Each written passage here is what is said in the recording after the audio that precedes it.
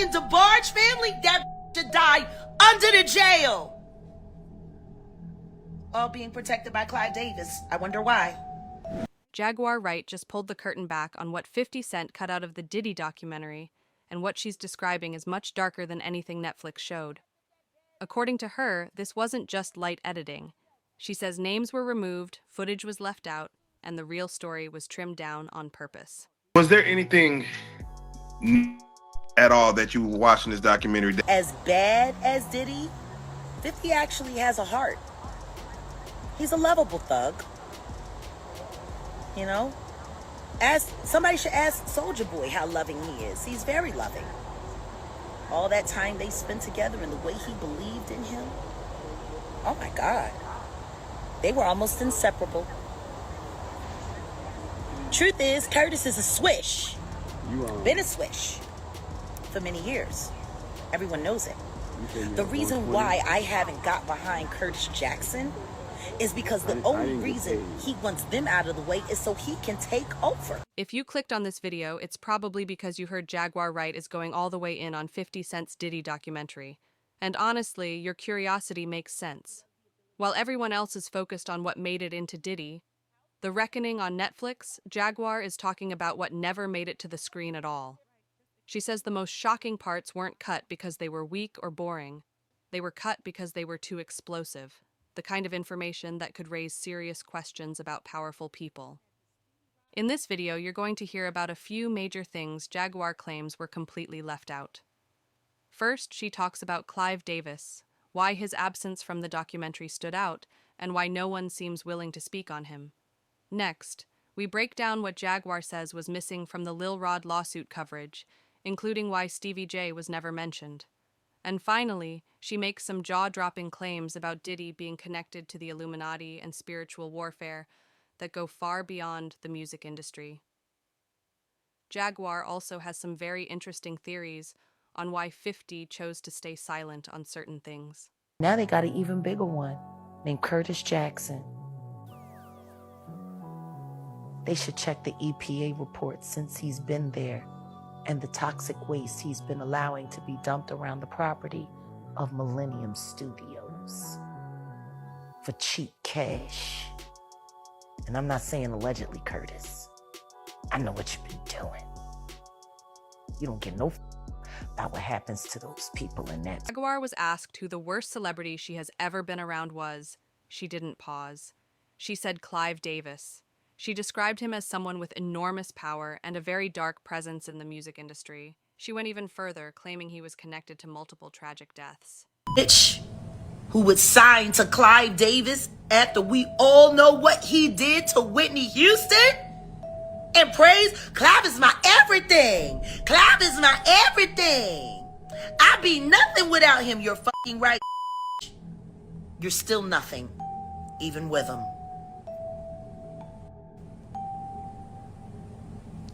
Like, why does nobody want to be honest about this? Why is everybody so hot? Why do we want to believe? Yeah, she sacrificed her family, and I ain't saying allegedly. I'm gonna go talk to that. I've always wanted to talk to him. No one is saying these claims are proven facts, but it does raise a serious question. Why does someone with that much influence barely appear in a documentary that claims to tell the full story? According to Jaguar, the reason is simple. Talking about Clive Davis means talking about the real power behind Bad Boy. Who's the worst celebrity like that you've been around is like the most full of sin? I know no sin is greater, but like just was like, damn, this Clive Davis. Whoa. Devil incarnate. Clive Davis. He Janis Joplin. He blackmailed Betty Wright so she wouldn't tell anybody that he Janis Joplin. He killed Whitney Houston.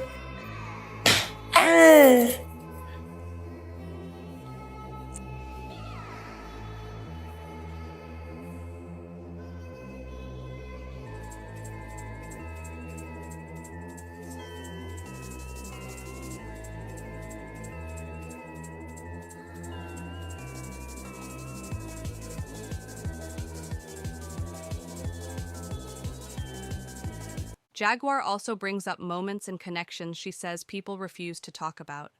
She questions why certain powerful figures were never questioned or even mentioned, despite being present during key moments in the industry. To her, these silences are not accidents. She believes they are deliberate. I was a whole freak. Talks about Gene Deal, describing him as a peacemaker who helped keep things from spiraling out of control during tense times in the bad boy era.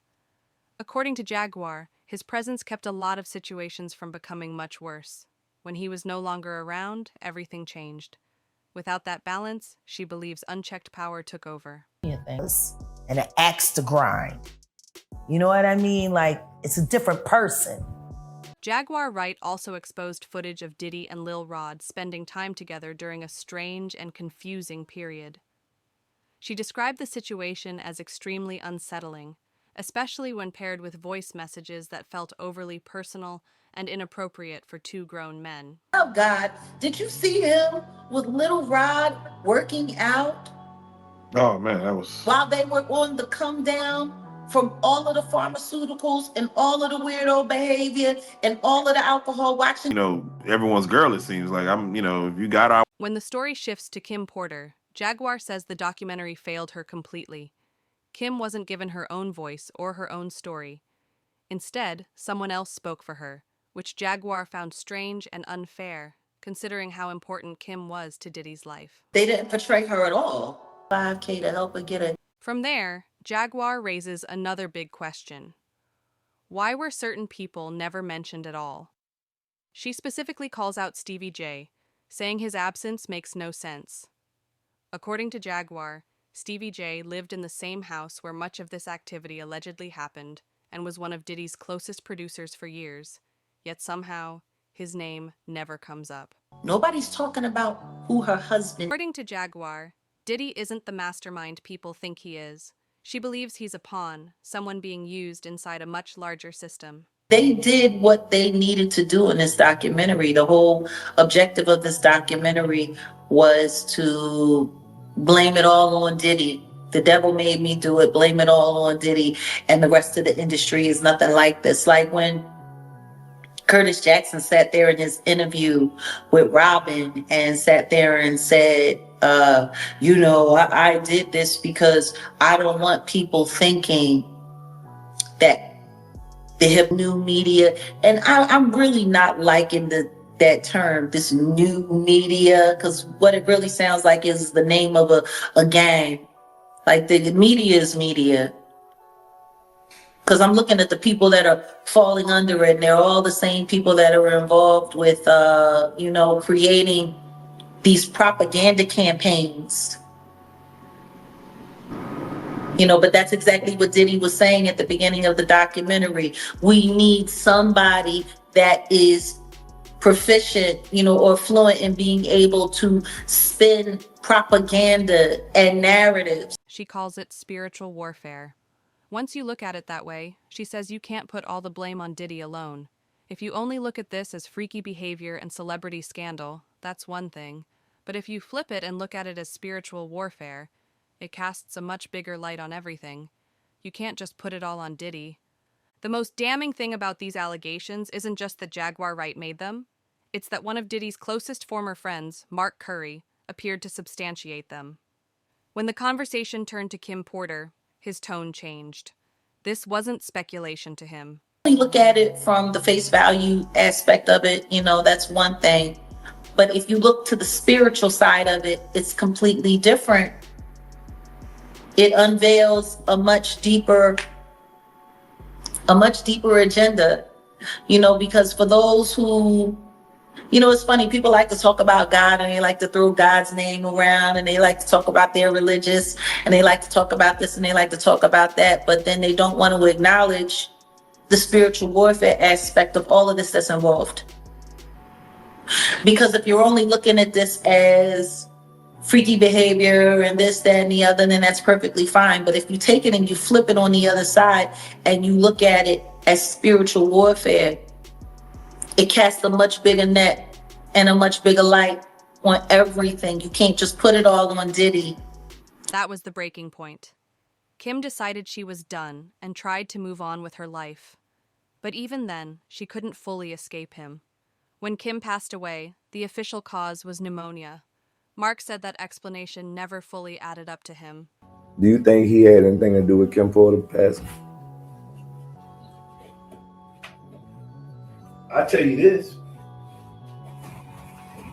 On the 16th, like, damn, I used to do the same shit.